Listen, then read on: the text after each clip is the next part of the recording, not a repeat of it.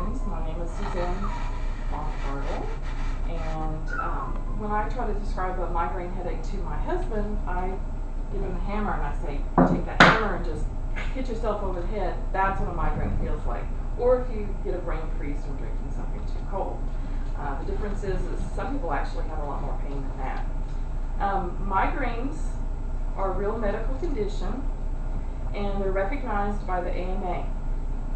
Dr. Carolyn Bernstein, in her book, The Migraine Brain, says that migraine is a complex neurological disease that affects your central nervous system. I have experience with migraines for the last 15 years. Katie has them now, my daughter, and my sister, who is 13 years older than I am, she's had migraines since she was 18 years old. So from all of that, I have a little bit of knowledge about migraines before I even began this speech. My migraines began shortly after I was about 35. I was going through a lot of stress. Every time I had a day off, I got a migraine. Every time I ate Chinese food, I got a migraine. And the verbal thing, I couldn't remember what word to say. I was saying inning instead of quarter, and I really thought I had a brain tumor.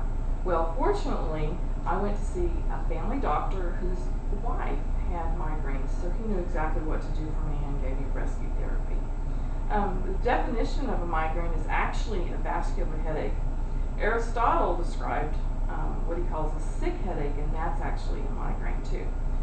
There are several risk factors for having migraines: being female, hormonal changes, which kind of relate to being female, and you will probably have your first migraine before you turn about 40.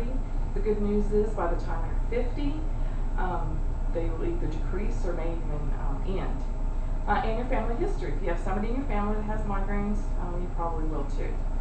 Just to be safe, it's real important for you to, instead of just assuming it's a migraine, get some tests. The 3 tests that they normally do are an MRI or a CT scan or a spinal tap, where they take some fluid to find out if it's encephalitis. You want to rule out any other things that it could be to make sure before they decide that it is a migraine.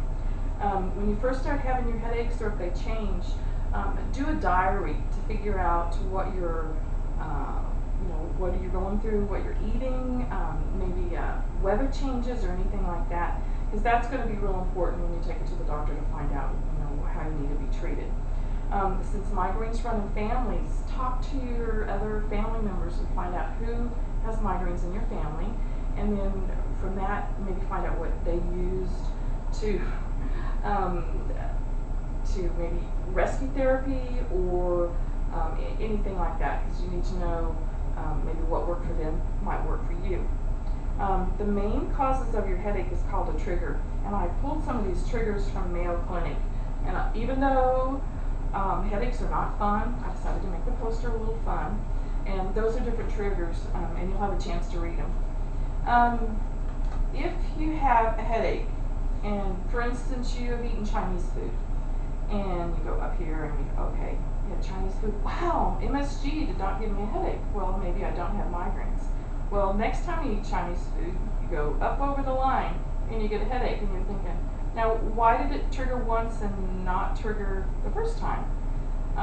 Well, what happens is your trigger may be down here, and then you eat a little or stress or whatever, and your trigger slowly moves up.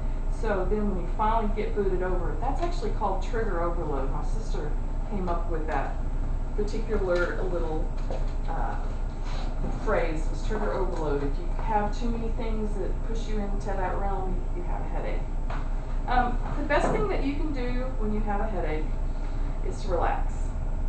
And remember that migraines are a real medical condition, according to the AMA. There's a website, migraineresearchfoundation.org, because back in the 1950s, migraines were actually considered not a medical condition.